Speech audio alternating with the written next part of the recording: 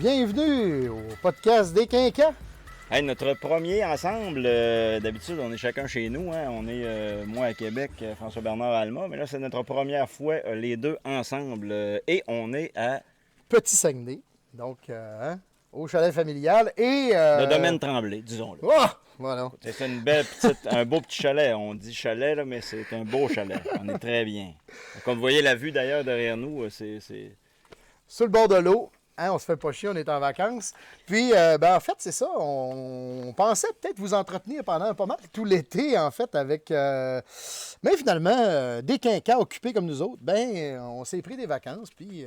c'est ça, on avait un plan de match, effectivement, de vous faire quelques petites capsules. Malheureusement, c'est ça, les vacances d'un, les vacances de l'autre, tu sais, vous savez comment est-ce que c'est, hein? On a de la misère à se faire un souper de famille l'été. Là, dans le cas qui nous est arrivé, on a eu nos vacances chacun, on a eu plein de choses. Finalement, on a dit, non, regarde, on va prendre ça relax. Et aujourd'hui, on se retrouve, on a fait une petite fin de semaine de mycologie. François Bernard nous a fait une petite formation sur les champignons avec moi et ma blonde. Et là, aujourd'hui, on recommence officiellement notre nouvelle saison et on commence quand même assez fort aujourd'hui. Ah oui, écoute, on va parler un peu on parlait un peu de nos vacances, un peu tantôt, hein, avec nos petites dégustations de bière de l'été. Mais on avait enregistré il y a quelque temps un épisode sur les piments forts.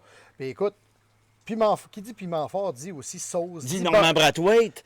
J'ai eu le temps de côté, mesdames, messieurs. Non, pas du tout. Avec mon œil.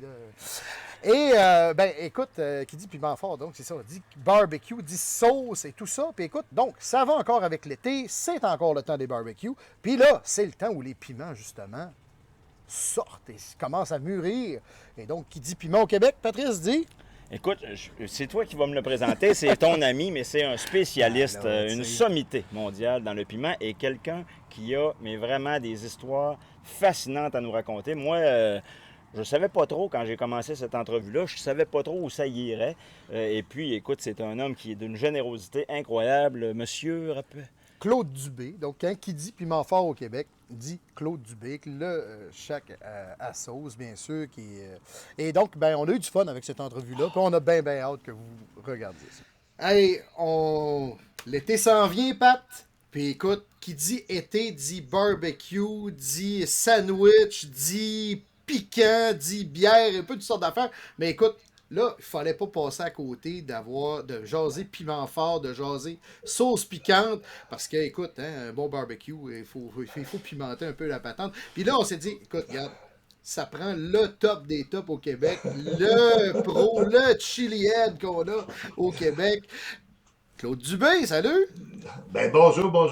Hey, bonjour Claude, franchement, ça nous fait plaisir de recevoir. On peut parler d'une sommité, hein? C'est une sommité au Québec, même au Canada. Regarde, c'est sûr que j'ai beaucoup d'ancienneté dans le domaine. Oui, parce qu'on a plusieurs de tes entrevues. On fait une simple recherche Google, puis on te voit un peu partout. Vous faites beaucoup d'entrevues sur les télés, TVA, etc. De ce monde. Ouais.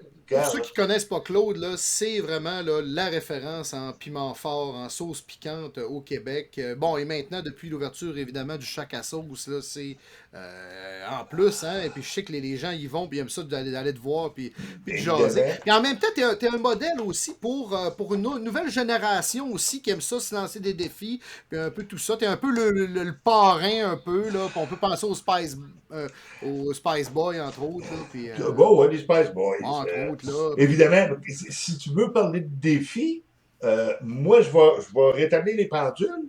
Je suis pas un gars de défis. Okay? T'en as fait quand même. Quand je les ai toutes faites, puis j'en ai même qui s'en viennent, là. On est après enfin produire un nouveau pour le Chac, OK? Donc, oui, je l'ai fait, mais c'est pas ça qui est ma raison d'être là-dedans, là. Moi, ma raison d'être, c'est de manger de la sauce, c'est de manger du piment. Moi, la plus belle période de l'année, c'est le temps des récoltes. On a du piment frais à profusion. Alors là, moi, je cuisine, puis j'en mets dans tout, de toutes les saveurs, de toutes les... Écoute, j'ai fait jusqu'à du crémage. Du crémage à gâteau piquant. Oui, avec ma petite Shackberry. Je m'étais fait des beignes au piment, mais comme ça piquait pas assez vite, il fallait prendre 5-6 bouchées avant que ça commence à piquer. J'ai dit, on va mettre un petit crémage piquant, ça va piquer tout de suite. Puis, regarde, là. Mais j'adore. J'adore cuisiner, j'adore manger, tu sais, faire à manger avec. Ça fait que t'as tes propres Ça a sauces. commencé quand? Ben, on a des sauces, regarde, depuis quand on a ouvert le shack, on avait des fournisseurs, puis il y en a là-dedans, hey, qu'est-ce que tu dirais, tu sais, si on faisait quelque chose ensemble? Puis regarde, nous autres, on aimerait avoir une sauce, genre là, genre là, genre là. Il nous fait un prototype, on goûte, et là, ben alors, regarde, change ça, arrange ça, arrange ça. Et une fois qu'elle est à notre goût, hey, go, tiens, on fait une sauce avec ça, avec la Shack Berry, avec ses framboises et cerises noires, très douce, évidemment. On a mis ça au niveau du Québec. On est tous des débutants pas mal au Québec. Ouais. C'est une chose qui est douce. Mais les gens, des fois, vont dire, tu sais, wow, mais qu'est-ce que tu fais avec ça, une sauce aux fruits? Moi, j'en mets sur mon beigne à la crème sûre le matin quand je prends mon café. Ça donne une petite saveur, évidemment. Tu peux mettre ça sur du gâteau, de la crème glacée, dans du yogourt nature. Tu peux mettre ça dans tes smoothies. Ajoute un petit peu de vinaigre, un petit peu d'huile. Tu peux te faire une vinaigrette pour ta salade l'été. OK? Évidemment, après ça, avec les viandes blanches, le porc, le poulet, tout ce qui est fruits de mer, et n'importe quoi de chinois que tu mets de la sauce aux cerises. Ben oui. Tu mettras framboise et cerises à l'avenir. Hey, Claude, ta passion, oui? Ça a commencé quand, toi? Quand est-ce que tu as découvert ça, le piment fort? Le piment fort, j'avais 7 ans à peu près. T'sais. Écoute, là, tu sais, rendu là, il y a de la brume un petit peu, puis bon. Mais je voyais mon père, quand on mangeait du spaghetti à table, à toutes les fois, il mettait du chili broyé. Hein? Okay. Fait qu'il mangeait son spaghetti, puis là, évidemment, hey, on peut en mettre? Ça pique, ça, tu sais. Mais à quelque part, tu sais, on n'a pas être jeune, on n'est pas fou pareil. S'il y en a tous les fois, ça doit être bon! Sans ça, il n'en remettra pas! Fait que là, ah oui! J'ai insisté, à manger, mon ami. Goûte à ça. Hey, là, ça brûlait. Tu sais, t'as jamais mangé piquant, là. Ben oui. Il y a absolument rien de piquant dans l'alimentation, dans les recettes québécoises, là. Fait qu'évidemment, là, c'était une première, OK? Fait oh mon Dieu, ça brûle, mais là, évidemment, on était un gars, petite question d'orgueil un petit peu. La fois d'après, on mange du spaghetti, papa en merde. On va en mettre encore, moi aussi, tu sais. Puis là, t'as le petit frère à côté, on a 11 mois de différence. Fait que c'est très compétitif. Ben lui, au bout de 2-3 fois, ouais, on va l'essayer moi aussi. Puis... Et de là, ben, tranquillement, on a pris goût, on prend goût à ça. Mm-hmm. On prend goût, évidemment, là, le piment va t'apporter de la saveur. Mais tranquillement, c'est que tu prends goût à cette sensation de brûlure-là. Mais, regarde, tout le monde commence à avoir de l'échelle. Aujourd'hui, je mange des affaires très fortes. Pourquoi? Je mange tout le temps épicé. OK? Ouais. Tous les jours, je mange toujours. Tout le temps. Tout le temps. Dans tout ce que je fais, là, tu sais. J'ai encore des piments congelés, j'ai des piments séchés, j'ai des sauces, il y a toujours quelque chose de piquant partout. Tu vois, moi, la mère de ma fille est d'origine marocaine. Puis eux autres aussi, c'est dans leurs habitudes, c'est dans leurs coutumes. Puis quand on s'est connus, quand on a commencé à habiter ensemble, elle faisait deux repas. Elle faisait une assiette pour moi, puis une assiette pour elle. Puis aujourd'hui, on a un enfant, on a une fille ensemble. Puis quand ma fille vient chez moi, elle s'en rajoute dans son assiette. T'sais, moi, j'achète des sauces pour ma fille. Ma fille est une grande amateur de sauces piquantes, déjà. Bon. Mais, comme tu as dit, c'est un goût qui se développe. Puis, à un moment donné, cette sensation-là, il y a des gens, on les appelle un peu comme moi, là. En anglais, on va appeler ça des burn addicts. On est carrément accro à cette sensation de brûlure-là. Et regarde bien, là, tu as 2 grands types de brûlure. OK? Tu as ce que moi, j'appelle la brûlure cinglante. Ça, c'est pas drôle. Non, c'est pas le fun. On dirait qu'elle est en surface, mais elle ne lâche pas, là. Elle est agressante. Et tu as la brûlure lancinante. Elle rentre, OK, tranquillement, et après ça, elle développe. Ça, c'est comme si ça te donnait le temps de t'habituer à la brûlure pendant qu'elle s'installe. Mm-hmm. Fait que quand on parle, mettons, un ghost pepper, tu sais, le ghost pepper, pourquoi on l'appelle le ghost? Parce que tu y goûtes, t'as une brûlure, mais tranquillement, après ça, il bâtit. Ça, c'est des brûlures qui sont tellement le fun. C'est plaisant, c'est agréable, OK? Effectivement. Et tu as 2 piments là, à retenir, là. C'est le genre de brûlure que tu cherches, le ghost, le scorpion. Restez là-dedans, vous allez toujours avoir du On plaisir. parle de combien dans l'échelle de Scoville pour ces fameux piments-là, là, le ghost et le scorpion? Ben, regarde bien, le ghost, là, tout le monde dit, c'est 1 million. Attends une minute, là. Le ghost, c'est le premier piment qui a franchi la ligne de 1 million. Scoville. On a été mesuré, là. C'est le premier qui a été mesuré au-dessus d'1 million. Mais sa valeur moyenne, c'est 600 000. Le million, là, c'est le spécimen le plus fort qu'ils ont trouvé. Un peu comme quand on dit, hey, un Reaper, c'est 2,2 millions. Non! C'est 1,641. Le 2,2, c'est le spécimen le plus fort. Ouais. Mais on s'entend qu'une moyenne, autant t'en as des plus forts, autant t'en as des moins forts. Puis, juste pour ceux qui connaissent moins ça là, à la maison, comparé à ça avec un vulgaire jalapeno, mettons, c'est combien un jalapeno sur l'échelle de Scoville? Bon, regarde, un jalapeno, habituellement, on va le coter entre 5 et 8 000 sur l'échelle Scoville. Comparé à 1,6 million, c'est Entre... rien. C'est ça. Mais Claude, j'aimerais ça qu'on précise quelque chose. Tantôt, tu parles de brûlure, mais la capsaïcine, là, parce que c'est la substance qui est dans le piment, là, peux-tu nous expliquer c'est quoi? Puis il n'y a pas de vraie brûlure, en fait, là. Non, il n'y a pas de vraie brûlure. Explique-nous le phénomène, pour que il y a des gens qui ont peur. Ça va chauffer, ça va brûler. Puis explique-nous comment ça marche. C'est quoi ça? OK. Bon, évidemment, j'ai donné des conférences, puis j'allais parler de ça. Premièrement, on parle toujours de la capsaïcine, mais attention, là, tu as 22 agents différents qui sont actifs dans ton piment. Tu as 22 capsaïcinoïdes. OK? Il y en a 5 qui sont habituellement très bien connus. Évidemment, la capsaïcine. Pourquoi? Ça représente 69% du contenu de capsaïcinoïdes qu'il y a dans ton piment. Il est majoritaire. Après ça, tu as la dihydrocapsaïcine. Là, tu es aux environs de quoi? C'est 17%. Je n'ai pas les chiffres devant moi, mais j'y vois de mémoire, OK? Après ça, tu vas avoir la nordihydrocapsaïcine, qui est environ à 9%. La homocapsaïcine et la homodihydrocapsaïcine sont à 1%. Donc, ces 5-là dépassent 1%. Okay. Les autres, c'est des traces. C'est moins que 1%. C'est pour ça qu'on n'en parle pas beaucoup. Okay. On parle de la nonivamide, par exemple, qui est un des composés. Pourquoi? Parce qu'on peut le reproduire en industrie. C'est quelque chose qu'on crée, OK, dans des laboratoires pour l'industrie de l'alimentation pour donner du piquant. Okay. C'est fait synthétiquement au lieu de l'extraire du piment. D'accord. Mais il y en a d'autres. Puis, évidemment, là, tu as plusieurs agents qui vont t'attaquer. Et c'est ça qui fait que chaque piment a sa façon personnelle de te brûler. Pourquoi? Parce que c'est pas fixe, là, tu sais. On dit 69% capsaïcine. Ben, des fois, c'est 67, des fois, c'est 73. Tu sais, c'est jamais les mêmes proportions d'un piment à l'autre.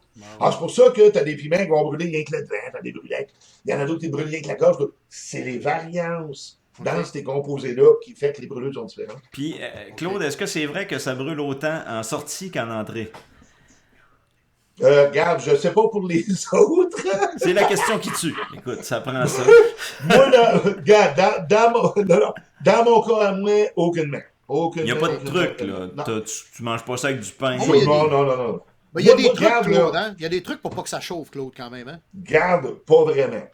C'est ça l'affaire. Garde. Si on mange avant, je pense que si on mange avant, ça va atténuer. Ça atténue pas. Regarde, ce que t'évites, c'est pas ça. Il y a rien qu'une règle dans le monde du piment. Jamais le ventre vide. Okay. Ouais, c'est ça. Tu manges simplement pour pas avoir le ventre vide. OK? Moi, je te donne une peanut du Tube of Terror. Tu as le ventre vide, tu vas être malade et tu vas avoir des crampes. Si tu as mangé, tu évites la plupart du temps ces problèmes-là. OK? C'est ça la différence. Ouais. Ton estomac, il réagit mal quand c'est concentré. Ah non, moi, écoute, j'avais fait dans un show du matin à la radio avec Marc Diquet, que tu connais, j'imagine. Oui, Marc. On avait fait un défi avec The Source. OK, ben oui. Hey, ça, j'arrête toute une histoire. Écoute, avec The Source, un matin, à l'émission du matin à Marc Diquet, Le ventre vide, écoute, moi, je connaissais pas ça dans le temps, puis écoute, il nous donne des petites bouchées. Mais Écoute. c'est quoi The Source? J'avais hâte de sacrer mon camp du studio. De source. C'est quoi The Source pour le bénéfice des gens comme moi, là? Ah, il est Ouais. parti chercher, il doit l'avoir. Écoute, on voit en arrière son arrière-plan quand même assez spectaculaire. C'est thématique, hein? Ah, et de ça, il y a la Oh, boîte en ok, plus. ok, ok. Mais c'est pas ça, là. Comme je t'ai dit, moi, j'ai toute une histoire derrière de ça. Moi aussi, j'ai fait le cave. Écoute, un matin, je travaille pas ce jour-là, ça sonne à la porte, je vais répondre, le facteur, il m'emmène un colis, c'est ça qu'il y a dedans. Et moi, tout brillant, évidemment, je dis, oh mon Dieu, faut que je goûte à ça! Je viens de me lever, là, j'ai dit, tu laisses l'estomac vide à ton goût. Ben là, hein? OK, fait que, hey, moi, je sais pas, tu te rappelles-tu de la bouteille? Oui, elle est toute petite, mini. OK, regarde bien, regarde, la bouteille est comme ça. Ouais. Et évidemment, quand tu rouvres ça, là, regarde bien. C'est comme un bâton pour mettre du métro. Oui, ben oui, ben oui. C'est comme une gomme. OK? Alors moi, ben, regarde, C'est pas pour rien que ça. c'est fait. Hey, c'est pas pour rien que c'est fait de même. Écoute, moi, j'en mets dans une cuillère, puis là, je prends ça, puis oh my God, OK? Fait que, hey, là, écoute, j'ai le ventre vide, puis là, ça brûle les chaleurs, les sueurs, les... À un moment donné, j'ai dit, écoute, faut absolument que je prenne quelque chose. Je vais me chercher, tu sais, un verre de lait. Je prends un verre de lait. Là, ça a pris quelques secondes. Direction les toilettes. Wouh, ça ressort. Oh. Ah non, regarde, là, ça ne veut pas rester là, là. Mais ça ressort blanc. Ça veut dire quoi, ça? C'est ton lait. Hey, c'est noir. C'est encore là, là. C'est encore là, ça. Fait que ça se calme un petit peu, mais au bout de quelques minutes, on recommence à avoir des sueurs, puis ça commence à me roncer, puis là, j'ai dit, écoute, faut que je mange quelque chose de solide pour gratter ça, pour que ça sorte. Je mange la moitié d'un sandwich au jambon. Là, ça fait du bien un petit peu, mais là, tout d'un coup, oh, la cloche, elle se met à sonner, envoie dans les toilettes. Ah oui, puis là, les toilettes. Ah oui. OK, là, c'était foncé, là. Ah, OK. Et après ça, ça s'est placé. Mais tu sais, ça a pris quand même 40 minutes avant que je sois malade la première fois. On s'entend que j'avais le ventre vide, tu sais. Fait que, ben, j'ai dit, OK, le lendemain, j'ai dit, hey, voyons donc, c'est vrai, qu'est-ce que j'ai pensé, faire ça, le ventre vide, là, tu sais. Gars, là, j'arrête pas de dire au monde, faites attention, mais, tu sais, le cordonnier mal chaussé, c'est moi, ça. Bon. Ben là, écoute, Fait que, tu sais, le on fait des lendemain, erreurs, hein? hey, le lendemain, toi, je mange. Là, j'attends un petit peu pour dire, bon, ça va descendre. On dit, OK, ah oui, on se réessaye. Je reprends ma cuillère, j'en remets encore dans la cuillère, goûte, hey, là. Non, j'avais mangé 3 minutes et demie, j'étais dans les toilettes, OK? 4 minutes et demie, là, le nez, là, ça coulait, tu sais, comme un... Oh, les érables, là. Puis là, 4 minutes et demie, les larmes. Regarde, j'ai pris la peine, cette fois-là, de noter les effets. Ah ouais. OK? C'est le fun, ça. Donc, 3 minutes, OK? 3 minutes, le nez coule, j'ai des nausées. 4 minutes, nausées. Là, je suis après vomir, là, OK? 4 minutes et demie, les yeux qui coulent, là, tu sais. Puis, ça brûle, c'est intense, moi, là, c'est incroyable, tu sais. Après ça, bon, au bout de 8 minutes, les yeux arrêtent de pleurer. Donc, pendant 3 minutes et demie, là, Aïe, aïe. ça a pleuré sans arrêt Ben comme oui. une petite fille, là, tu sais. Après ça, au bout de 9 minutes, n'oublie pas, à 3 minutes, moi, le nez coulait, 9 minutes. Donc, dans 6 minutes de temps, ça coulait comme si j'avais la grippe, là, puis ça arrêtait pas, là, tu sais. Hey, au bout de 10 minutes, le palais, on dirait, ça commence à se calmer. Au bout de 10 minutes, là, OK? Ouais. Anyway, gars, quand t'arrives au bout de 25 minutes, là, 25 minutes, c'est comme si tu venais de prendre une cuillerée de Ultradette à 800 000 avec extrait de Blair. Au bout de 25 minutes. Ouais. C'est incroyable comment ça crosse. Et pourtant, cette sauce-là de source dont on parle, c'est pas la plus forte, là. Non. Ben non. Mais c'est parce que les extraits, OK? J'ai fait une vidéo là-dessus sur ma chaîne YouTube. Les extraits, ce qui arrive, tu sais, quand je dis quand c'est concentré, pense à un cube de bouillon OXO pour faire une tasse de bouillon. Ouais, laisse faire l'eau puis mange-la direct. Ben oui. Et Ah, non, tu sais, la fin, ton estomac, ça ne veut pas passer. Ça Non, veut... c'est sûr. C'est pareil. Ouais. C'est Le du problème concentré. avec les extraits aussi, c'est le goût. Et, écoute, moi, je me souviens de. Oui, parce que... As-tu connu Oui, Satan's Blood? Ben oui, ben regarde. Une autre bouteille, tu veux l'avoir, là? Non, mais. Non, j'ai fait un défi avec mon garçon à un moment donné. Il avait amené ça. Il avait amené ça chez nous. C'était à son beau-père. Puis Ouais. on s'était pris une petite cuillerée de Satan's Blood. Écoute, ça n'a pas de bon sens. Le Ben goût non, est ben non. pire que la brûlure. La brûlure est Ben assez oui. intense, là, mais Oh, mais le goût. écoute, c'était dégueulasse. Là. C'est des Parce que- extraits, c'est pas bon. Là. Non, regarde, tantôt, je te disais, la majorité des piments ne goûtent pas bon quand tu arrives dans l'extra fort. Ouais. Cette fameuse amertume-là, là, hey, écoute, tu sais, tu manges un Reaper, t'es là, tu le mâchouilles, là. Bon, fruité, délicat, un petit peu floral. T'avales, on dirait que quelqu'un te pogne à la gorge qui t'étouffe tellement que c'est amer. Ce que tu viens faire avec ton extrait, ben, c'est de concentrer ça, cette amertume-là. Comment veux-tu que ça goûte bon? C'est impossible, là. Tu prends quelque chose qui est pas bon, puis tu le concentres. Mais Ça vous peut pas, faites quoi, juste. Fait que c'est Mais pour tu ça, fais moi, quoi je avec vais- ces sauces-là, justement, quand tu cuisines, j'imagine, avec ces sauces-là, éventuellement? C'est pas ça, c'est parce que de l'extrait, on appelle ça un additif alimentaire. C'est un additif. C'est que tu vas en utiliser, mettons, quelques gouttes dans Ok. une recette. Mais à partir du moment où tu en mets beaucoup, ça se met à goûter et ça goûte pas bon. Fait que t'es limité là, dans son usage. Parce que si tu veux conserver une bonne saveur, faut pas t'en mettre. À ce moment-là, t'es mieux d'aller vers comme un Pure Evil, parce que c'est de la capsaïcine qui a été redissoute dans un alcool. Alors là, ça lui permet de contrôler la concentration. Tu as du 1,5 million, du 9,6 puis du 13 millions. Fait que ça, quand tu vas ajouter des petites gouttes dans ce que tu fais, comme c'est seulement de la capsaïcine et de l'alcool, ben, vu que c'est chaud, l'alcool s'évapore, il te reste de ta capsaïcine, t'as pas de saveur, t'as rien. Ça va juste donner le petit heat, là, la la chaleur. Là. Ça va te donner rien que le heat, puis ça changera pas ta saveur. Mais là, Du Claude, tout, là, du tout, du tout. avec tout ce que tu manges à tous les jours comme ça, est-ce que ton goût, le sens du goût, est-ce que tu as perdu des saveurs que tu n'es pas capable de goûter maintenant? Tu sais, il y en a des fois qui disent, ah là, tu manges trop de poivre, tu goûteras plus rien, ou tes glandes salivaires vont... Regarde, je vais te l'expliquer. Parce que ça j'ai fait encore une fois. Tu sais, j'ai si tu vas sur ma chaîne YouTube, mythe numéro 1, tu vas te brûler les papilles. Non, c'est un mythe. J'appelle ça mythe numéro 1. Non, je goûte à tout, moi. Ce qui arrive, le gars, là, quand les gens vont dire que ouais, quand je mange le pitié, je goûte plus rien, t'as dépassé ta tolérance. C'est ça qui vient d'arriver. Comme t'as dépassé ta tolérance, tu ne tolères plus la brûlure. La seule chose que t'as à l'esprit, c'est la brûlure. Tu penses plus à ce que ça goûte. C'est pour ça que tu goûtes à rien. Moi, la brûlure, j'en fais abstraction, je la mets de côté. Je me fais des currys, écoute, j'arrive au milieu de l'assiette, elle coule, ça coule, ah ouais. Puis je goûte chaque petit grain de riz, chaque morceau de carotte, chaque petit légume. Ça touche pas à ton goût du tout, là. Oui, ton capteur est installé sur ta papille gustative, mais il n'y a rien à voir avec le goût. Absolument rien. Puis tantôt, on se demandait, oui, c'est vrai que c'est une illusion. Effectivement, ton capteur, il est installé. T'en as partout de ces capteurs-là, hein, partout sur ton corps. Il est là pour détecter de la chaleur. Tu sais, tu le détectes sur le bras, ben regarde, il est là. Mais t'en as dans la bouche. C'est le TRPV1, OK? Et lui, tu peux le stimuler de plusieurs façons. Physiquement avec la chaleur ou chimiquement avec la capsaïcine. Donc, lui, par exemple, il connaît rien qu'un mot. Chaud. Il est là pour détecter de la chaleur. Fait que même si tu le stimules avec un produit chimique, il dit pas produit chimique au cerveau, il dit chaud.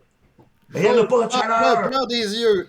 Mais il n'y en a pas de chaleur. Tu sais, tu vas prendre, là, gars, prendre le soir, t'es allumé, tu brûles, tu te mets un thermomètre, ta température n'a pas monté d'un seul degré. OK? Mais ton cerveau interprète ce message-là comme une réalité, et c'est là qu'il te fait réagir. Fait que là, quand tu te mets à suer, quand tu te mets à saliver, le nez te coule, les yeux te coulent, tu réagis à une brûlure qui n'existe pas. Tout simplement. Mais tu réagis comme si elle n'existait pas vrai. Ton cerveau, il ne fait pas la différence. C'est ça qui se passe. Ça fait 56 ans que je mange du piment. Moi, mon cerveau, il a fait la différence. Il est habitué. Ça fait plusieurs fois que tu lui dis, que tu lui envoies le message à lui. Tu sais, souvent, moi, j'ai du monde qui vient à la boutique.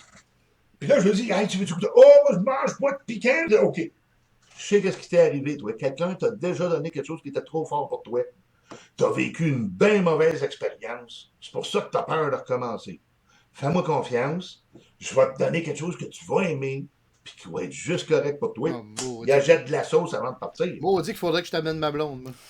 Il achète de la sauce On va avant aller de te voir avec partir. ma blonde cet été, c'est sûr. Ah non, non, regarde. Faut. Mais quand tu connais le produit, quand tu connais, tu sais, moi je connais mes piments, je connais mes sauces, je connais mes produits. Tu sais, quand j'ai monté ma boutique, n'oubliez pas, j'ai 56 ans de goûteur de sauce dans le corps. Ouais. Ce que j'ai mis sur mes tablettes, ça goûte bon, là. T'es Ah oui. connais. Je l'ai choisi. Tu sais, j'ai pas mis les affaires qui goûtaient pas bon puis que j'aimais pas, moi, là.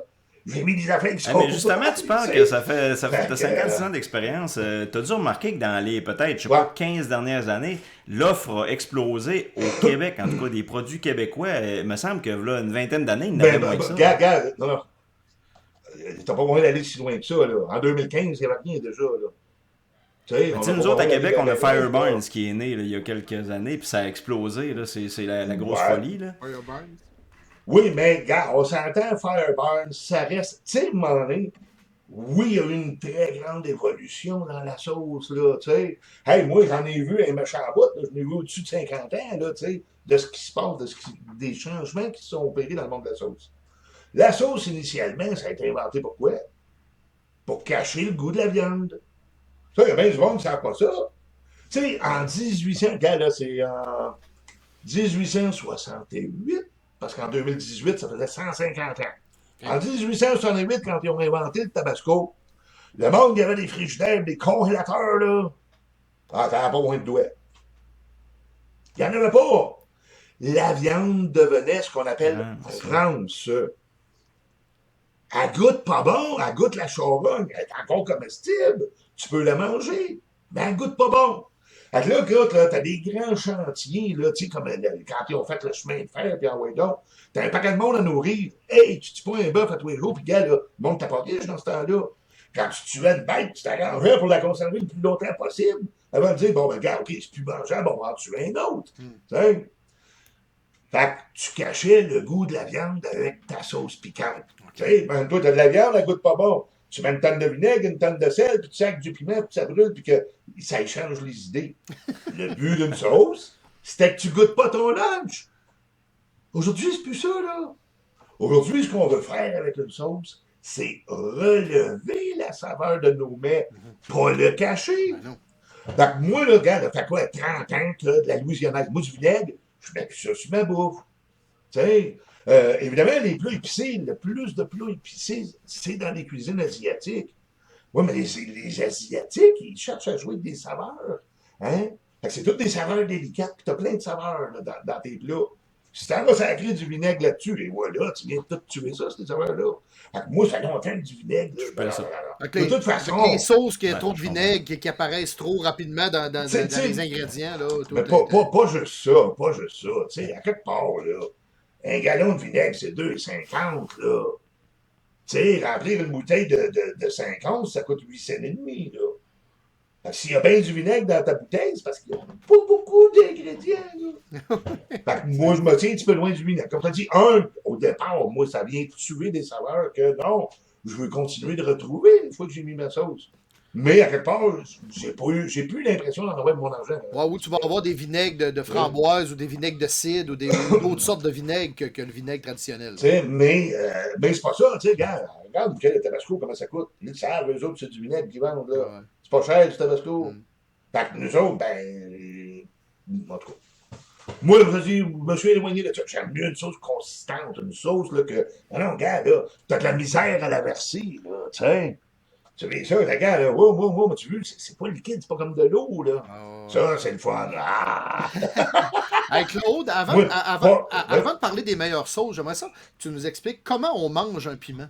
Parce que, tu sais, par exemple, quand les gens sont habitués à ranger des poivrons, ils vont enlever le placenta et toutes ces choses-là. Mais quand on enlève un piment, il y a des choses à pas faire, là.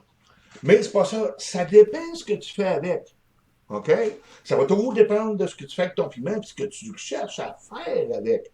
Exemple, tu sais, tantôt, je te parlais, j'ai fait des beignes. Des beignes au Hadji pineapple. OK? Pas n'importe quel piment, non. Le pineapple, il y a une petite saveur d'ananas, fruitée, sucrée, douce. Mais comme ce que je voulais, c'est donner la saveur à mon beigne, j'ai enlevé les graines et le placenta, parce que ça goûte à rien, ça. OK. Ta saveur est dans la pulpe à l'extérieur, là. J'ai gardé seulement la pulpe parce que je voulais aller chercher la saveur. Si tu veux aller chercher le piquant, ben là, enlève pas ton placenta, il est presque tout dedans, tu sais. Ça dépend de ce que tu fais avec ton plat. C'est sûr que, gars, ça te donne rien de garder un gros coton de placenta comme ça dans un poivron. Mais dans un piment, actuellement, non, il va être beaucoup plus petit. Mm-hmm. Mais c'est que quand tu arrives dans les super rats, c'est pas lui qui grossit, c'est qu'il s'étend plus loin dans ton piment. Et finalement, là, tu viens que c'est toute la paroi intérieure qui est recouverte de placenta. C'est pour ça qu'il produit autant de capsaïcine. Mm-hmm. Là. Fait que donc, si on veut vraiment goûter le piment, donc si on veut goûter un peu sa chaleur puis son goût, on le mange entier. Moi, je le mange entier, c'est sûr. Tu sais, si tu as regardé mes vidéos, quand je fais une revue, je ferais à peine en plus de le couper en deux. Bien sûr. Je le coupe en deux, je mange une première moitié. Là, une fois que ma moitié est mangée, j'attends un petit peu, j'en remange l'autre moitié. Pour aller rallumer ce que le premier n'a pas allumé, là, tu sais. Donc, tu manges même avec les graines, là, pas de problème. Mais, regarde, là, tu veux mesurer ton piment. C'est sûr qu'après ça, toi, en cuisinant, il y a du monde qui n'aime pas ça avoir des graines dans leur assiette. Enlève-la tes graines, c'est tout. De toute façon, la capsaïcine n'est pas dans la graine elle-même, tu sais. Elle est là pour protéger la graine. Tantôt, tu parlais que tu cuisinais des currys, ça me semble effectivement des plats indiens, là, c'est des mousseuses de bons plats pour aller dans l'épice. Puis, tu sais, eux autres, ils vont aller chercher non seulement du piment, mais ils vont chercher beaucoup du parfumé avec leur, tu sais, des coriandres, des citronnelles, des saveurs, tu sais. Masala. Ouais, c'est ça, du garam masala, des choses comme ça. Ça doit être très bien, effectivement, avec les sauces, des sauces piquantes, là. Un bon curry.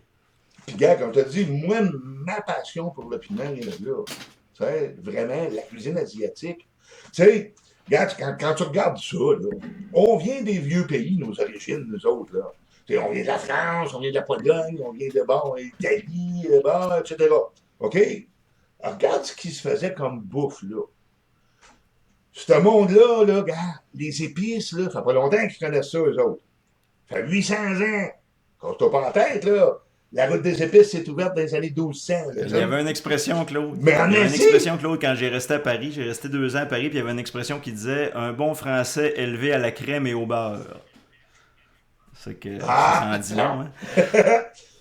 Oui, c'est ça. Fait eux autres, en Europe, il y avait juste des herbes. Il n'y avait pas d'épices. OK? Mais en Asie, ils ont toujours eu des épices. Fait qui tu penses est capable de jouer avec tes épices? Les Asiates. Moi, quand j'ai connu la cuisine asiatique, tu sais, il y a un restaurant vietnamien qui a ouvert à côté de chez nous en 1974. Et là, je me suis mis à découvrir la cuisine asiatique. Oh my God. Il y a tellement de saveurs là-dedans. Tu sais, tu vas pogner, quand on vient des vieux pays. Bon, tu dis, tu pognes un bœuf stroganoff. Première bouchée, ça goûte le bœuf stroganoff. Deuxième bouchée, ça goûte le bœuf stroganoff. La troisième avec, puis jusqu'à la fin. Tu vas pogner un coq au vin, ça goûte le coq au vin tout le long. Tu vas pogner un pad thai. Ta première bouchée, tu t'adonnes à pogner un morceau de citronnelle, ça goûte la citronnelle. Deuxième bouchée, gars, tu viens de pogner des pinottes hachées, ça goûte les pinottes. La bouchée de... Ça n'arrête pas de changer de saveur au fur et à mesure que tu manges. Manger une cuisine asiatique, c'est comme partir à la découverte des saveurs, tu sais. C'est pour ça que je te dis, moi, mettre du vinaigre là-dessus, mais non! Tu vas tuer tellement de saveurs, ça n'a pas d'allure. Fait non, tu sais, puis tu remarqueras, gars, chaque masala, mangue et curry. Hey, ton poulet se met à applaudir quand tu manges, tu sais. Ah, gars, c'est... Ouais, j'en ai acheté une aussi la semaine passée aux ananas, là, c'était cœur. Hein. Ben, regarde, tu sais, t'as des sauces à ce temps qui ont tellement de saveurs, c'est incroyable. Hey, oui. Claude, tu voudrais-tu nous faire, mettons, un top 5 pour l'été là, de tes meilleures sauces? Là, qu'est-ce que tu veux recommander, mettons, là, aux gens pour l'été? Gars, là, pour l'été, écoute, c'est un coup de cœur, ça n'a pas d'allure, OK? On a un fabricant avec qui on travaille déjà, c'est les sauces SMM à Trois-Rivières. Ce gars-là, il y a une petite moutarde puis une petite sauce barbecue qui sont là juste spectaculaires, mais qui ne piquent pas. Fait qu'on a fait faire des versions piquantes. N'oubliez pas ce que je vous ai dit. Scorpion. ma petite moutarde. Vous voulez une moutarde qui va Wow. vous emmener une brûlure agréable, le fun, avec quand même un peu d'intensité. Là. Moi, je la cote à peu près 4 sur 10. OK? OK. Puis la sauce barbecue, même chose. Elle aussi, c'est du scorpion qu'il y a dedans, avec un beau parce que le barbecue, habituellement, c'est pas très piquant. Non. Là. Mais là, tu Le vas bon aller barbecue, avec pas quoi ça. avec cette sauce barbecue-là? Des ailes, des... Ah, regarde, des ailes, des ribs, pilons, des capes. Mets ça sur ta boulette de hamburger, mets ça partout, là. Tu sais, on a beau dire, là, regarde, là, la masala, hein, curry et mangue, mets ça dans un hamburger pour le fun. Oh, monsieur! Tu sais, gars, là, j'ai ma carta. Tahini, ça fait un peu sésame, avec du gingembre, là, tu sais, encore des saveurs là, d'Asie. Là. Moi, ça m'inspire beaucoup, ça. Regarde, là, moi, un petit coup de cœur, là. Tiens, Peri-Peri, Britannia Mills. T'as une petite saveur citronnée dedans, là, tu sais. Juste une belle intensité, beaucoup de saveur, là, tu sais. David, c'est mon chum, ça, tu sais. Fait que, regarde, là, oui, il a bien appris ses C'est leçons. eux qui font chaud de Ah oui, boucan. écoute, moi, je regarde, j'ai ça, là. J'ai Ça, là. la chaude, Ouais, chaud de la chaude boucan, boucan ouais. extrême, là. J'ai essayé Yeah. la sauce à spaghetti la semaine passée, écœurant. Ah, regarde, ça vient t'ajouter d'une poutine. Mets-toi un petit peu d'une poutine, là, tu vois, ça, avec la petite touche de fumée, sur ta sauce, là. Comme dans du pulled pork, ça doit être intéressant aussi. Mais C'est bon. pas réfléchi. Hein? Ah, regarde, ben oui. Tu sais, fait que, regarde, là, on a, puis comme tu as dit, de la berry, là, en feu. Ça, là, regarde, vous cherchez un bon piquant, mais avec une bonne saveur. Tu sais, souvent, moi, t'as des piments qui sont très floraux. Ah. OK, saveur florale. Et ça, à un moment donné, non, c'est trop. J'avais à un moment donné, moi, un moruga croisé avec un Reaper. Puis, justement, il était très, très, très floral, au point où il était trop fragrant. T'en as trop de saveur, toi. Je mettais un petit piment gros de même dans un gros chaudron dessus. Ça goûtait rien que le piment. Il enterrait tout le reste. Fait qu'à quelque part, non, je veux que ça s'ajoute aux autres saveurs, pas que ça vienne découvrir. Ben oui. Fait que là, un piment qui est trop floral, c'est sûr qu'il va prendre toute la place. Fait que moi, ça, puis à un moment donné, là, regarde, là, ça tombe sur le cœur quasiment là, quand c'est trop floral. Là. Honnêtement, on fait des défis, tu sais, des concours de mangeurs de piment, là, c'est jamais la brûlure qui t'arrête. À un moment donné, le côté floral de regarde, le cœur t'élève, OK? C'est pas compliqué, là. Fait que, oui, mais c'est ça, c'est dans la saveur. Fait que, t'as des saveurs comme ça qui sont très florales, quand c'est trop, c'est trop. Puis après ça, t'as la fameuse amertume qui est dans ton arrière-goût. Que ça, moi, non, regarde, là, je veux pas que ça soit amer, je veux que ça goûte bon. Bien sûr. Tu sais, t'as des gens qui aiment ça, un peu comme la bière, tu sais. On boit de la pale ale, là. Mais t'en as qui boivent de la stout, de la grosse brune, ben amère, là, tu sais. Les autres aiment ça, ben oui, regarde. Mais c'est une minorité pareille, là, tu sais.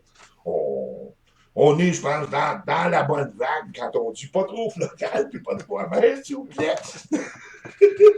C'est sûr qu'on va te chier sur toi, en tout cas, Claude. Moi, je te fais Ben, donc, confiance. écoute, regarde, merci pour tes belles suggestions, Claude. Puis si évidemment vous voulez, les gens veulent te rencontrer. Oui, on en va terminant, dis-nous au Chac à Sauce. c'est Bon, où au ta Chac à boutique, Sauce, ben oui. Claude, ça m'intéresse. Ben moi, évidemment, le Chac à sauce, écoute, c'est au marché aux puces métropolitain à Montréal. Tu sais, sur la voie de service là, de l'autoroute métropolitaine à hauteur de l'Angélie. OK. Fait que notre petite boutique est là. On est ouvert seulement, par exemple, du jeudi au dimanche. OK. Est-ce que tu es là tout le temps, toi? Et c'est de 10 à 18. Ben là, présentement, oui. Mais tu sais, gars, comme là, mardi prochain, je vais aller faire un tour chez Pépinière La Pointe. Là. Il y a des piments à vendre. Puis je m'en vais avec mes sauces, puis parler des piments avec le monde, puis tout. Tu sais, gars, là, c'est le fun. Fait que là, vous me demandiez à un moment donné, hey, tes suggestions pour les piments, parce qu'il y en Oui. a là, qui sont à Oui. faire du semis. Oui, Là. oui. Je vous ai dit le Ghost Pepper et le Scorpion. Oui. Mettez tout le temps ça dans votre sélection. Ghost Pepper, tu pourrais le remplacer par un piment qui a été développé ici par Simon Lancio. C'est le Nagavina. OK? C'est un croisement entre un Ghost et un Red Savina. Il est allé chercher toutes les qualités de la brûlure du Ghost avec la saveur plus délicate Savina. du Red Savina. Red Savina, en fait, c'est un piment habanero. C'est un habanero. qui- C'est le plus fort des Le habanero, ça a beaucoup de goût, ça a une belle C'est ça. saveur. Mais Le Savina, il a une saveur délicate puis qui est bonne. Fait que le Nagavina, moi, depuis que je connais ce piment-là, j'en ai dans mon jardin tous les ans. Et Tous les c'est ans. un piment développé au Québec, là. C'est ça. Ouais, C'est ça, les à graines, Varennes, t'achètes ça en ok, pépinière? par Simon Lancieux. T'achètes ça en dead? Simon Lanceau, il y a une compagnie où tu peux acheter Simon Lancieux, ouais, c'est Pepper graines, Seeds. là. Pepper Seed, ouais, Ouais. c'est ça. Tu peux. Pepperseeds.com, c'est S-E-E-D. Je vais mettre le lien, je vais mettre le lien à l'écran. Ouais. Seeds, là. Ouais. Fait que, puis ce piment-là, merveilleux. OK? Tu vas avoir de quoi de plus intense. Présentement, là, tu vas avoir voyons, piment fort de la Montérégie. Le Scorpion Butch Tea orange, c'est une merveille pour la saveur. Les Seven Pot Yellow, encore là, petite saveur d'agrumes, à peu près 1,4 million. Tu sais, quand tu vas aller dans les affaires Là, on fortes, parle de quand même des piments là, qui sont très forts. Là, Si tu vas dans le doux, ouais, mais si tu vas dans le doux, le gars, je te parlais tantôt de Haji Pineapple. Tu sais, contrairement, regarde, t'as le Haji Lemon. Il y a beaucoup de gens qui le connaissent. Haji Lemon, Haji Lemon Drop, là. Mais ça goûte pas le citron, ça goûte le Sunlight vaisselle. OK? Le Haji Pineapple, il goûte la nana, lui. Ouais. Fait que moi, c'est sûr, je vais dire aux gens, non, en plus faire le pineapple, ta saveur va être bien meilleure. ben oui. Après ça, du Cayenne. Du Cayenne, saveur incroyable, mais Cayenne, attention, il y a bien de la graine dedans. Ben de la graine. OK? Fait que tu t'arranges pour le rouvrir, puis en enlever un peu de la graine là, avant de hacher ça. Mets ça dans ton bœuf haché quand tu le fais sauter. C'est bon, c'est bon, c'est bon. Les petits tailles, évidemment, classiques. Là, classique. Dans le habanero, ben, regarde, le Red Savina, le Scotch Bonnet. C'est les deux variétés qui vont avoir la meilleure saveur au niveau des habaneros. Puis encore une fois, le Nagavina Ghost, des scorpions, des Seven Pot. Laissez faire le Reaper parce que lui, il est amer, sans bon sens, puis il est dur sur l'estomac. Bon. Hey, ben, je te remercie beaucoup parce que moi, je vais me coucher moins niaiseux, comme on dit. Moi qui connaissais plus ou moins ça, j'avais suivi ça il y a peut-être une dizaine d'années, un peu plus, parce que j'avais des amis qui étaient plus là-dedans.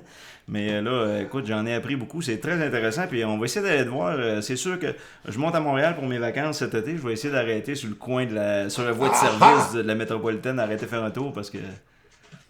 Ben oui. Puis oubliez pas, hein, en boutique, on n'est pas chez Maxi.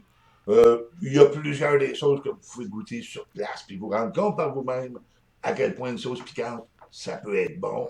C'est pas obligé de guider. Non, puis j'aime que tu dis que tu prends une approche personnalisée avec les gens. Regarde, toi, t'as peut-être été traumatisé, mais on va t'en donner une plus qui va correspondre. Ça, j'aime bien ça. Ça m'intéresse. Ouais. Moi j'aime trouver aux gens. Tu sais, les gens me demandent, d'abord, c'est quoi ta meilleure sauce? Non, c'est pas ma meilleure qui est importante. C'est ta meilleure. Eh bien, je te remercie beaucoup, Claude. Ce fut un réel plaisir. Merci, Claude. Et on va te réinviter, c'est sûr. T'es vraiment. Écoute, je sais pas si tu connais Marthe Laverdière dans le jardinage. Mais tu me fais penser. À la Marthe Laverdière du piment. T'es vraiment quelqu'un de très expressif. T'es une perle à avoir comme invité. Là. Nous autres, on pose une question, on te laisse aller. C'est magique. T'es très sympathique. En tout cas, ça m'a fait vraiment plaisir de te rencontrer. Puis je vais sûrement aller te saluer en personne cet été. Bon, ben, regarde, puis le plaisir est partagé. Hein? Merci, Claude. Donc, chronique bière, en fait. Écoute, tu me permettras, vu qu'on va y aller un peu dans... Non, t'as peu. C'est pas chronique bière. C'est... Il y a de la boisson! Hey!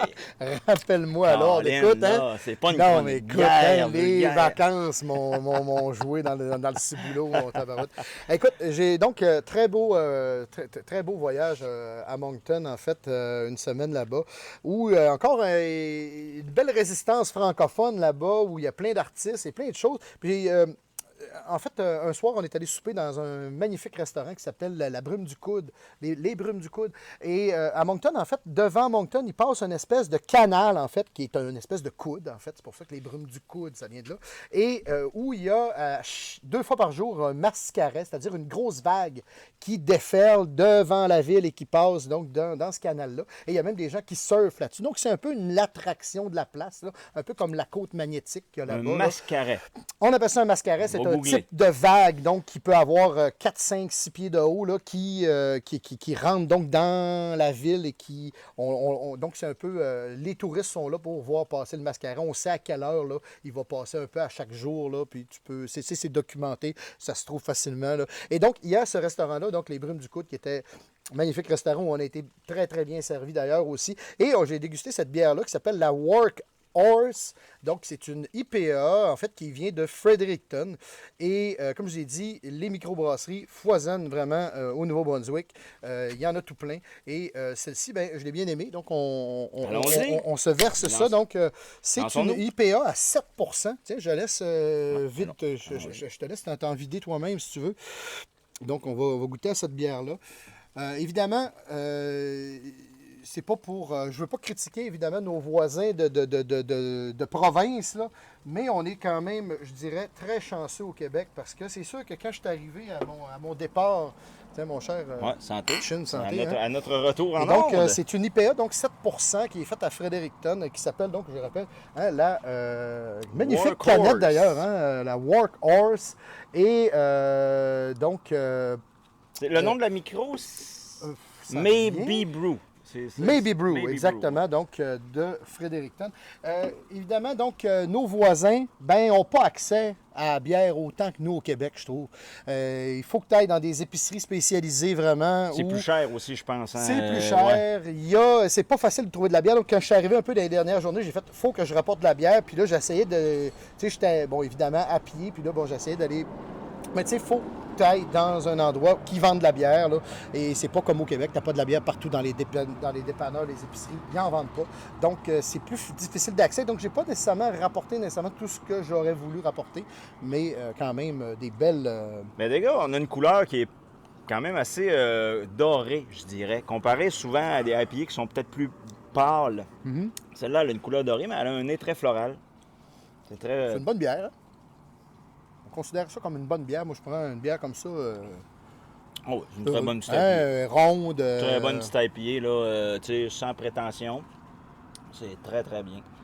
On est plus du côté amertume, mais on a quand même un petit côté floral qu'on va aller rechercher en fin de bouche. Donc, pendant qu'on finit peut-être de déguster cette bière-là, tu peux continuer à en parler si tu veux. Je peux présenter un peu la prochaine. Elle s'appelle la Snap Dickey. C'est une cream ale qui vient... En fait, c'est une brasserie que j'ai vraiment aimée là-bas. Les Brasseurs du Petit Saut. Donc, c'est depuis 2014. Donc, c'est assez récent quand même comme microbrasserie. Juste se rappeler, bon, c'est qui Snap Dickey? En fait, c'est quelqu'un qui s'est beaucoup impliqué dans le hockey mineur. Et donc, c'est un peu une bière hommage à ce gars-là. J'ai pas goûté. On va découvrir ensemble celle-là. Ah, OK. J'aurais aimé rapporter la Hilaire à boire. Si je dis Hilaire, ça vous dit peut-être quelque chose. Je ne sais pas si vous avez déjà entendu parler d'un groupe qui s'appelle les Hôtesses d'Hilaire. Hein? Un jeu de mots avec Hôtesse de l'air. Là. Mais les Hôtesses d'Hilaire... Moi, j'ai Saint-Hilaire, mais non, je ne connais pas ben d'autres là, les Hôtesses d'Hilaire, donc il y a la Hilaire à boire qui est faite par les brasseurs du Petit Saut. Pendant mon séjour là-bas, c'est à peu près tout ce que j'ai bu. J'ai vraiment trippé. En fait, souvent, on allait souvent un peu aux mêmes endroits et c'était souvent la Hilaire à boire qui était disponible. Il y avait peut-être d'autres bières aussi, mais je l'aimais tellement, la Hilaire, que c'est elle que je prenais. Ben, ouais. Donc, là, malheureusement, je ne l'ai pas parce que je n'ai pas réussi justement à trouver pour en rapporter. Mais tu as quand même la Smart Dickey. Mais j'ai la Snap. Donc, Snap Dickey. Donc, comme j'ai dit, là, c'est une bière quand même, une cream ale qui est assez douce. Là. Assez une légère, bière, hein? en fait, ouais, c'est 4,6 % d'alcool. 4,6 donc, c'est moins qu'une bière Puis standard. les cream ale, pour ceux qui seraient peut-être moins familiers, rappelez-vous les Sleeman. Hein? Vous êtes des quinquas, donc vous avez vécu assez vieux pour connaître l'époque des Sleeman, les bouteilles transparentes, qui se font encore, ils existent encore, mais c'est moins populaire que ça a déjà été. Rappelez-vous celle qui avait la capsule rouge? Ben, c'était une cream ale. C'est des bières, donc c'est des ale, c'est de provenance anglaise, mais avec vraiment le côté cream, c'est vraiment d'une consistance beaucoup plus crémeuse, ces petites bières-là. Mais à 4,6 %, là, Donc, avec la Snap Dickey, donc qui est en fait un hommage à Robert Dickey, monsieur qui est né donc au début du 20e siècle, 1911 en fait, dans le coin de Campbellton, et qui a vraiment été, qui a coaché en fait plein de jeunes là, au niveau du hockey, et qui a joué donc quand même dans des ligues, là, pas dans les ligues pro, mais dans les ligues semi-pro, comme par exemple les Hawks de Moncton et les Eskimos d'Edmundston. à ne pas confondre avec les Eskimos de la CFL au football. Là. Non, Il y c'est a ça. un là. S, c'est pas dans le même bout de Mais ceux qui connaissent un peu le hockey semi-pro au Québec, tout ça, là, connaissent un peu les équipes là, du nord du Nouveau-Brunswick. Là. Donc, j'imagine, écoute, je le connais pas, Snapdicky, mais un simple googling devrait nous dire que si son surnom devait venir, qu'il y avait un bon lancer quand même. Probablement. Un bon ouais. snap, comme on dit. Hein, ça devait rentrer. Comme Boum Boum Geoffrion. Alors, celle-là, regardez, elle est plus trouble un peu. On voit, comme je disais tantôt, c'est des bières, des cream ale. Donc, un CRM un peu plus foncé. Son amertume seulement 15, donc il ne devrait pas être très, très amer normalement. Très léger. Ça, c'est une petite bière d'été, là. Une petite bière de... Bière de comment on appelle ça, mon François Bernard, déjà? Une bière de... Bière de soif. Bière de soif. Oh, bien équilibré, je trouve. Hein? François Bernard, là, on a une petite anecdote interne. Sa blonde trouve qu'il dit beaucoup le mot bière, l'expression bière de soif. Il a découvert ça dernièrement et on l'entend beaucoup dans la maison. On trouve ça bien drôle. Ça a été quand même un bon été de bière de soif. Tu sais. Moi, d'habitude... ça, c'en est une, honnêtement. Oui, ça c'en est une. Belle bière de terrasse. Mettrais peut-être un petit citron, un petit agrume là-dedans. Petit orange, parce que c'est un côté un petit peu sucré. Un peu. Tu sais, on va chercher le petit côté céréal un peu qui va apporter un goût sucré. On va trouver ça dans cette bière-là. C'est vraiment un beau compromis comme bière. Hein? Ouais. Puis 4,6. 4,6. Bord de la piscine. Mais donc, à Sensi de l'année, le bois de la bord de la piscine, c'est un chauffe-eau, pas pire, mais sinon, bord de la piscine de Sensi de l'année, c'est vrai que c'est plus tough un peu. Ouais. On sait que les Québécois vont souvent en vacances, justement, du côté, des fois, du Nouveau-Brunswick, quelque chose. Bien, si ça vous tente de faire un parcours de bière, je peux vous dire qu'il y a vraiment, j'ai vraiment découvert beaucoup de brasseries là-bas, beaucoup de brasseries où on peut très bien manger aussi, là, entre autres à Moncton. Puis c'est des beaux paysages aussi, hein, là-bas. Beau Moi, je suis paysage, jamais allé. Ma blonde, nos blondes qui sont présentement en train de faire du paddleboard en arrière, je sais pas s'ils sont partis au Saguenay, ils vont venir, là, mais ma blonde est allée, elle, avec sa sœur, puis elle m'a dit que elle m'en a parlé pendant des semaines. Là. Ça a été vraiment un coup de cœur pour elle, le Nouveau-Brunswick. Je ne sais pas si vous êtes allés, vous, mais moi, je n'ai pas eu la chance, mais c'est quelque chose que j'aimerais pour justement le bord de mer. l'Acadie et tout ça. Donc, le rythme de vie est tellement différent. Hein? Oui. Puis écoute, sérieusement, à un moment donné, on m'avait dit non, la bière là-bas, c'est pas bien développé. Ben c'est pas vrai, là, depuis quelques années. Là, il y a beaucoup de microbrasseries, puis des excellentes microbrasseries. Écoute, il m'envoyait des photos, là. On communique, même si on a l'air, on fait pas juste le podcast en vacances, on communique beaucoup ensemble entre les épisodes. Puis il m'envoyait des photos de ses bières qu'il trouvait là-bas. Puis presque à tous les soirs, il m'envoyait des photos de ses bières. Fait que ça a un peu inspiré aussi notre podcast d'aujourd'hui, là, le thème de nos voyages, parce que j'ai fait la même chose, moi, quand j'étais du côté du Vermont. J'ai envoyé des photos, puis des places, puis des choses à voir. Fait qu'on trouvait on voulait vous le partager. On quitte le Nouveau-Brunswick, on repasse par le Québec. Puis on s'en va en Nouvelle-Angleterre. Là, on file. Écoute, on parle quand même. Nous, on est allé à Burlington. Et si on descend de Québec à Burlington, selon Google, c'est 4h04, très exactement, du moins à partir de chez moi, Bois-Châtel. C'est 4 heures de route. Donc, de la région de Québec, là, environ 4 heures de route. Si vous êtes de la région de Montréal, c'est encore plus court. Là. Je pense que c'est à quelques heures de chez vous. Donc, c'est pas quelque chose qui... Si des fois, on se prive de dire aller aux États-Unis, c'est loin, c'est coûte de gaz... les passeports, tout ça. 4 heures de temps, là, on est allé dans le nord de Montréal la semaine d'avant, puis c'était plus loin que ça. Fait que ça vous donne une idée que c'est pas si pire. Mais vu qu'on est allé dans certaines microbrasseries qui est un petit peu plus régionales, pour se rendre à Burlington, on a fait vraiment ce qu'on appelle la run de lait. Là. On est passé par deux villes qui s'appellent Greensboro et Stowe, S-T-O-W-E. Et je vais vous présenter. Greensboro, c'est une des deux microbrasseries que je vous présente ce soir. C'est deux microbrasseries mythiques de l'histoire des NEPA. Celle-ci, c'est, on reconnaît c'est la Hill Farmstead. La microbrasserie s'appelle Hill Farmstead. Et c'est vraiment sur une ferme. C'est un terrain familial où ils ont eu... Ah oui, tu m'en as parlé. C'est un peu le trou de cul du monde, là. Ah, écoute, c'était dans le bois, là, les maisons en décrépitude. Tu te dis, il n'y a rien ici, là. Puis tout d'un coup, tu arrives, puis là, il y a une ferme avec les voitures à perte de vue stationnées. Puis tu te dis, OK, il se passe de quoi ici? Et c'est effectivement cette bière-là, Hill Farmstead. Et eux autres, dans le fond, c'est une affaire historique. Là, je pense qu'il y était 13 enfants autrefois. Là, puis ils prennent leur eau dans leurs sources. Ils prennent le plus possible de produits locaux. Et alors, ils font des choses comme celle-là. Ici, c'est Society and Solitude, numéro 6. C'est-à-dire que c'est une série un peu comme on avait essayé, vous vous rappelez, des bières de Ciboire à Sherbrooke.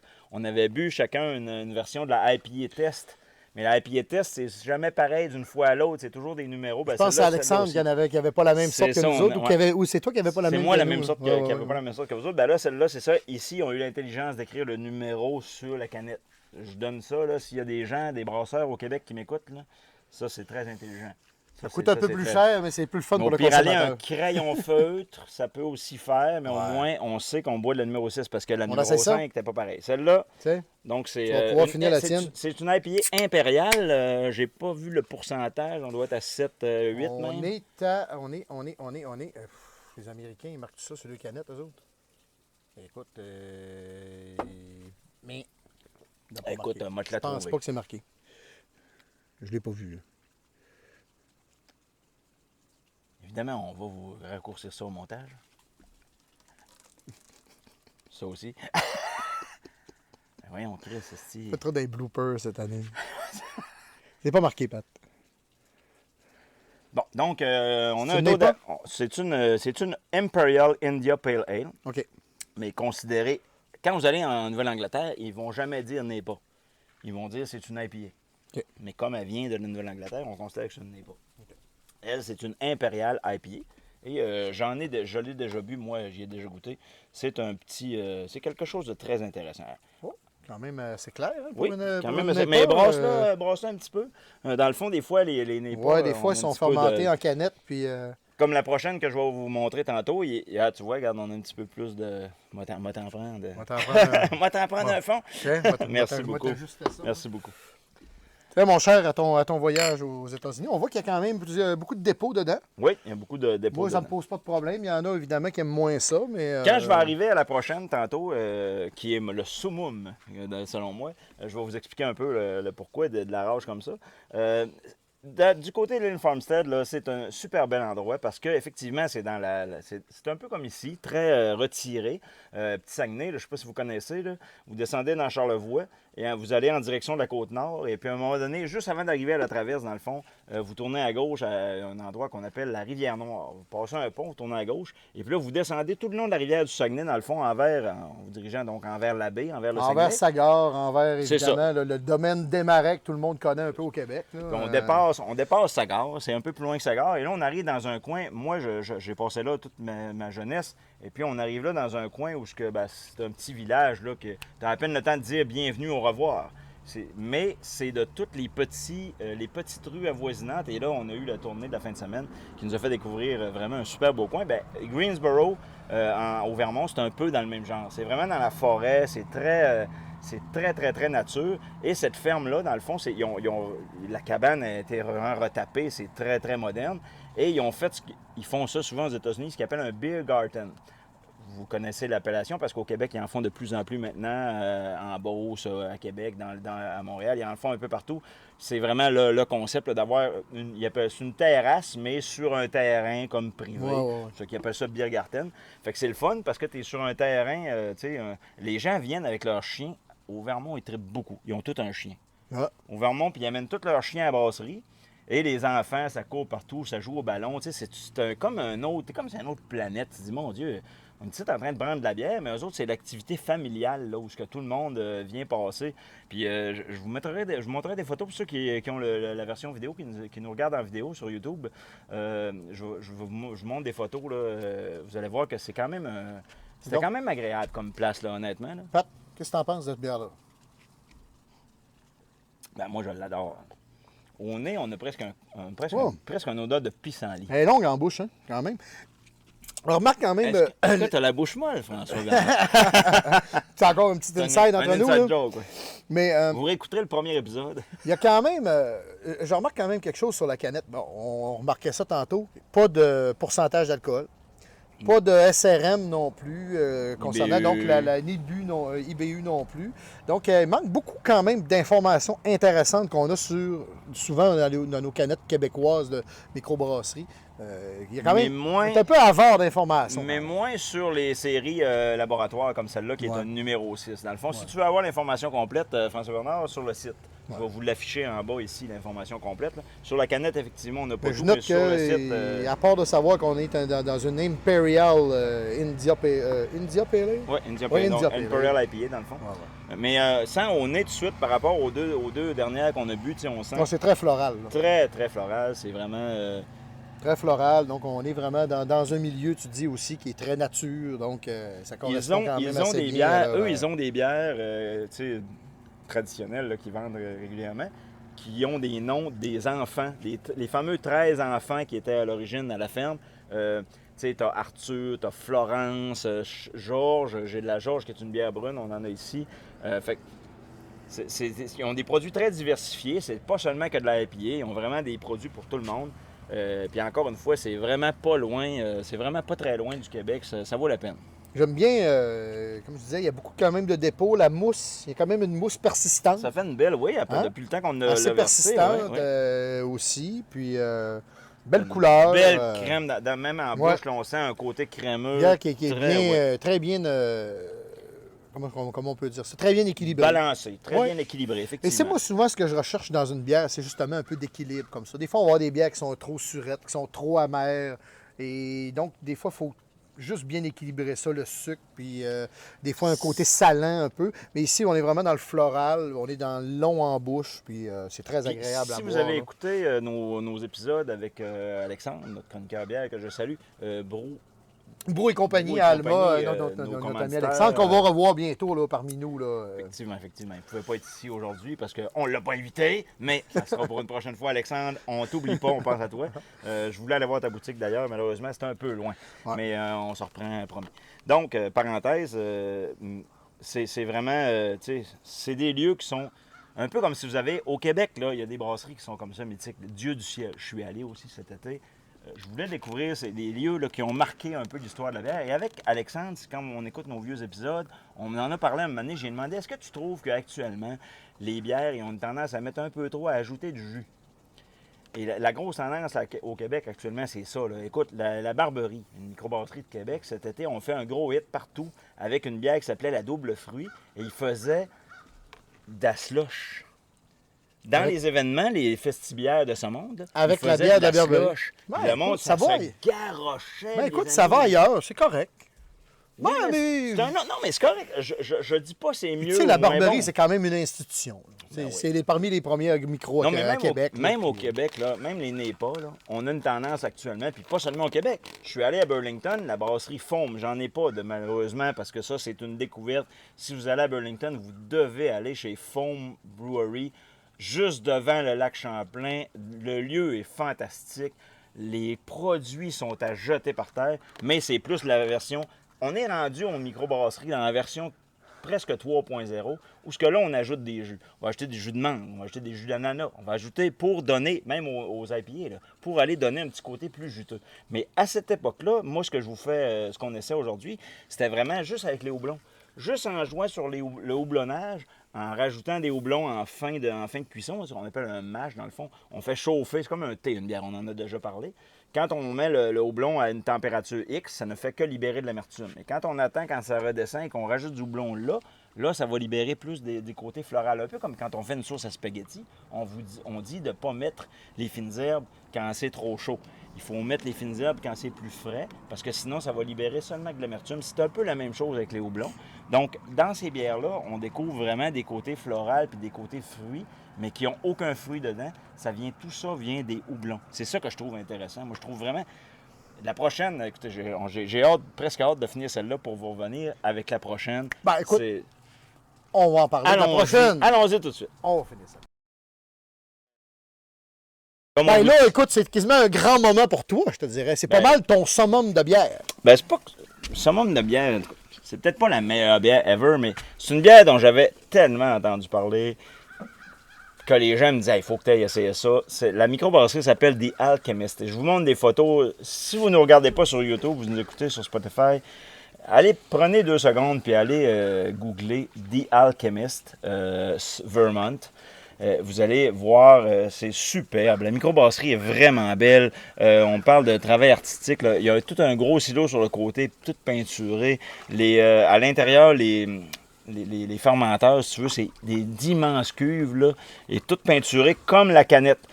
La bière que je vous parle ce soir, c'est la Heady Topper. Okay? Heady Topper. Et comme vous voyez, le dessin, dans le fond, c'est comme le cerveau, quelqu'un qui boit une bière et le cerveau qui lui explose. C'est vraiment une bière... tout le monde à qui tu dis que tu vas au Vermont, te dit il faut que tu aies des alchimistes, il faut que tu aies celle-là. C'est une double IPA. Donc 8%. Généralement, on a un penchant un peu pour les double IPA. On aime bien les NEIPA. En fait, là, c'est une New England IPA, évidemment.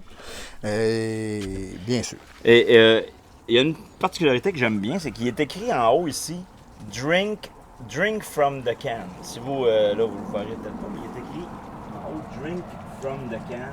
Et il explique un peu en arrière pourquoi, le pourquoi du quoi. Et la rage qu'on parlait tout à l'heure, ben, c'est exactement ce qu'il dit. C'est que ce dépôt-là, dans le fond, ça donne du goût. Et ça doit être, si on le transfère dans un verre, ben, on va perdre cette rage-là. Ce qui est assez particulier parce qu'on est habitué, du moins nous au Québec, de boire la bière dans un verre. Mais ça, on nous dit buvez-le dans une canette. Je vous résume un peu ce qu'ils disent derrière. Ils disent, on a conçu cette bière-là pour que ce soit vague après vague de houblon. Alors, quand on la boit en bouche, on a toujours, puis je ne vous apprends rien, toutes les IPA, c'est un peu la même chose. La première chose que tu vas avoir en bouche, c'est l'amertume. Quand tu vas prendre ta gorgée, la première chose que tu vas sentir d'une IPA, c'est l'amertume. Et après ça, va venir le goût du fruit. On va aller chercher, souvent c'est des agrumes, là. On va parler de pamplemousse. Ananas, des fois. Citron, orange, des fois, on peut aller ailleurs, quelque chose d'un peu plus exotique comme fruit. Là, mais, dépendamment des types de houblons utilisés. Écoute, j'ai pas, vite comme ça, j'ai pas les houblons qui sont utilisés pour cette bière-là particulièrement. Au Vermont, ils ont vraiment une tendance à utiliser des houblons locaux, le plus locaux possible. Et tu vois, eux autres, ils se vendent d'avoir une brasserie alimentée par le soleil. Il y a des panneaux solaires un peu partout, tout le tour de la brasserie. Donc, on va quand même la montrer. Je sais pas si tu veux en vider un peu dans mon verre, qu'on puisse voir un peu au moins. Encore une fois, la Heady Topper, c'est... cherchez-en pas dans les épiceries ici, mais si vous allez dans le Vermont, c'est vraiment quelque chose. Est-ce qu'on a les mentions sur celle-là de l'IBU et du SRM ou pas non plus? On n'a aucunement ces mentions-là. Aux États-Unis, c'est pas des grands. C'est pas des grands. Mais quand même, là, on voit que c'est une bière quand même assez.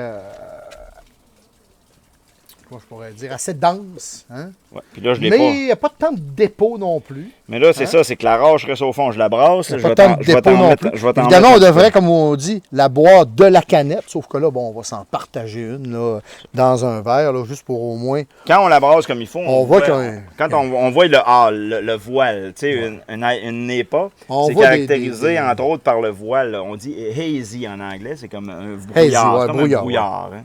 Troublé. Et on voit un peu de dépôt parce que c'est ce qui se ramasse. Oui, on le voit le dépôt un peu, là. Puis on voit quand même une mousse qui a l'air assez légère, plus que celle de tantôt, qui était persistante, mais elle a l'air assez... moins onctueuse, peut-être. Oui. Peut-être, mais... On goûte à ça? Écoute, je te laisse goûter, je veux avoir ton opinion.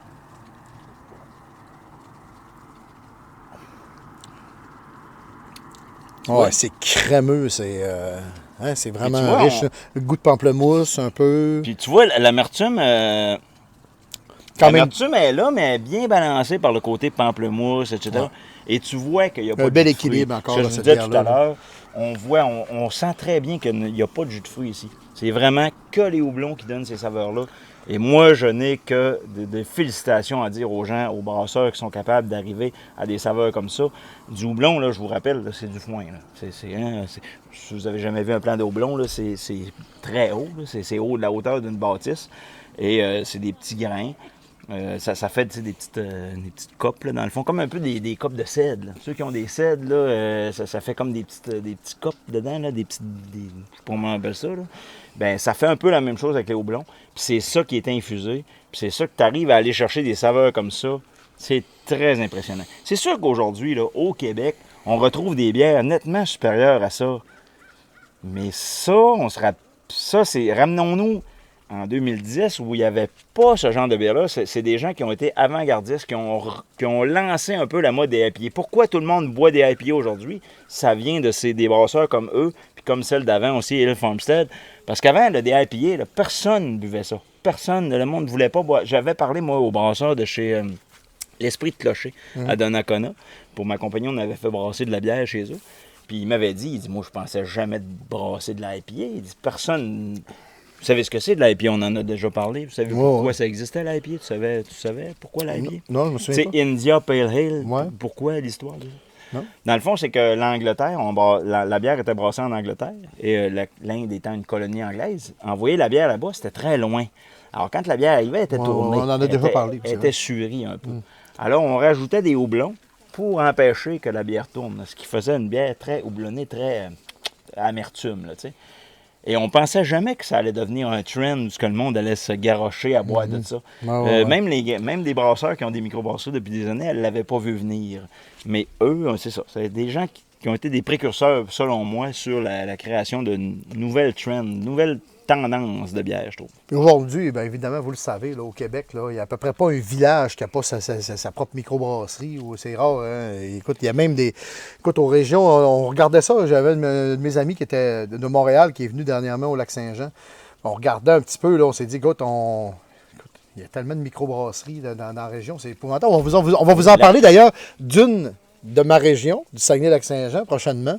Là-bas, microbrasserie Port-Alfred, que peu de gens connaissent. Une microbrasserie qui existe quand même depuis quelques temps, mais où à peu près c'est indisponible. C'est-à-dire que si on veut la déguster, il faut aller à peu près acheter des bières sur place. Tu t'es sacrifié pour nous, là. Ouais, écoute, je suis allé acheter ça à presque 1h du matin dans un bar où on pouvait sortir donc cette bière-là. Mais donc, il y a la Bauxite, entre autres. Mais on reparlera évidemment de cette micro-là. Là. Mais donc, il y a des micros mais même ici à côté, c'est à L'Anse-Saint-Jean. À L'Anse-Saint-Jean, la Chasse-Pinte, entre autres, où on mange très, très bien d'ailleurs aussi. Donc, eux autres, c'est beaucoup des bières. C'est ça qu'on a vu à l'épicerie. C'est ça qu'on a vu. Ouais, l'épicerie, donc des bières entre autres, une bière qui sont beaucoup herbacées, qui viennent beaucoup là, des racines, des plantes.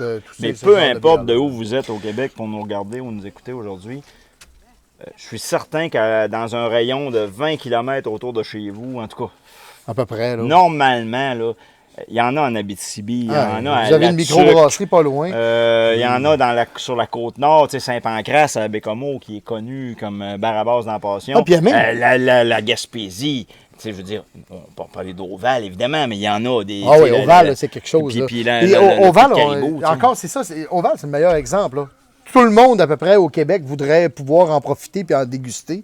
Puis ils ne sont pas capables parce que, évidemment, ils ne fournissent pas. Ils ne sont pas capables. Donc, les régions qui sont capables de profiter de ces bières-là, bien, tant mieux. Comme je te parlais tantôt de la micro-Port-Alfred, c'est vraiment régional. Bon, évidemment, probablement que ça va grossir, puis ils vont avoir d'autres points de vente à un moment donné, puis vous allez pouvoir en avoir peut-être dans vos régions un jour.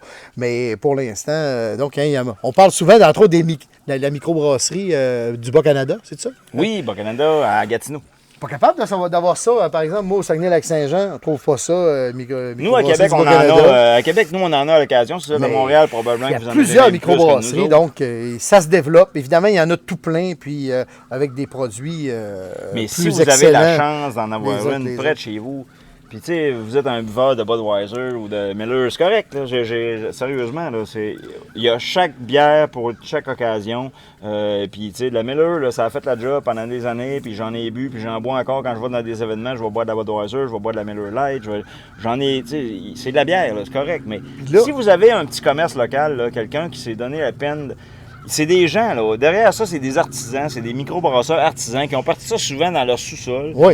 Si vous avez la chance d'en voir une dans le coin chez vous, il n'y a pas juste de la IPA qui goûte le houblon, là. C'est pas vrai. Qui goûte le foin, non? La nouvelle mode, là, la tendance, écoute, on s'en fera peut-être on en parlera avec Alexandre, mais la Hell, H-E-L-L-E-S, qui est une bière allemande blonde, qui est très bière estivale. Je dis qu'on en fera peut-être un épisode, mais il va falloir en trouver parce que c'est très estival. Probablement qu'ils embrasseront peut-être pas tant cet automne, mais cet été, ça a été la grosse tendance. Partout où je suis allé, il y avait des bières Hell, là, et autant du côté du Québec que du côté américain. Parce qu'au Québec, oui, j'ai fait la Dieu du ciel, mais je suis allé aussi à quelques autres.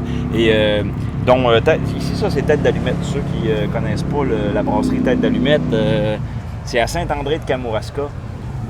je vous recommande chaudement. De Québec, c'est 2 heures de route. Puis là, ce qu'on veut vous dire aussi, si vous avez des suggestions de bière à nous faire, on veut voir qu'est-ce que vous buvez, c'est quoi vos trips. Puis au mois de décembre, là, on va faire une espèce de melting pot. On va inviter plein de monde. On va faire un gros show live. On va le faire live sur YouTube. Puis vous allez pouvoir, les amis, ceux qui veulent venir, là, vous allez pouvoir venir parler peut-être de vos bières, de vos coups de cœur. Puis écoute, on va se faire un gros show de fin d'année. Show de fin d'année, on va parler de nos coups de cœur de bière. Mettons, là, vous avez une microbrasserie à côté de chez vous, puis hey, moi, c'est ma micro, j'adore ça. Ou vous êtes un microbrasseur vous-même, puis vous voulez nous faire découvrir vos produits, écrivez-nous. On veut vous avoir avec ça, parce qu'on va faire un gros show à un moment donné, live, là, entre Noël et Jour de l'An, quelque chose comme ça. Là. On va sûrement donc vous parler de nos coups de cœur de l'année. Puis c'est ça, de partager avec les autres un peu, donc, qu'est-ce qu'on va boire dans le temps des fêtes. Parce qu'on on s'est rendu compte un peu en regardant un peu nos anciens épisodes que la bière prend quand même une place assez importante de notre podcast. Ce n'est pas que ça, bien sûr, mais c'est une passion qu'on a en commun. Ouais. Le barbecue aussi, on a chacun un camado, on vous achale pas trop avec ça, mais ça viendra. Donc, tu sais, on veut partager avec vous la passion de la bière, puis on le sait qu'au Québec, on n'est pas les seuls. Là. Il y en a plein, des podcasts qui ne parlent que de ça, il y en a bien plein. Ça fait qu'on ne veut pas compétitionner avec ça, c'est pas ça. Nous, on veut que ça vienne de vous. Vous aimez ça, vous avez certaines...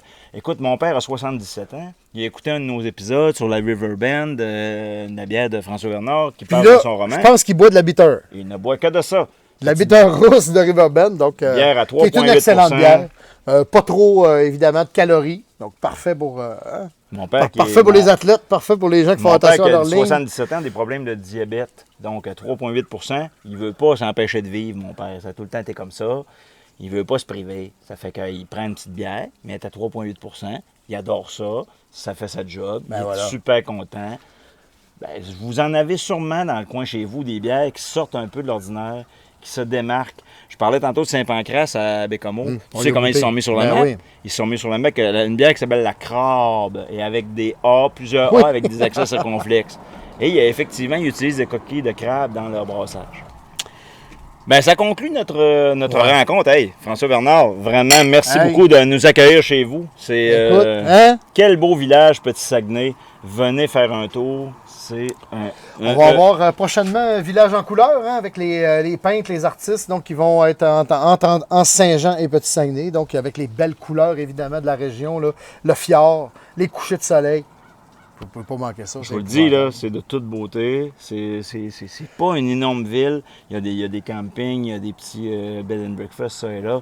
Venez faire un tour dans la région, belle découverte. Puis nous autres, on est repartis pour l'automne. Hey. Avec les quinquas, les podcasts qui dégénèrent. C'est le podcast qui dégénère et on se retrouve bientôt chacun chez nous, bien sûr, mais on a déjà hâte de vous retrouver pour la prochaine fois.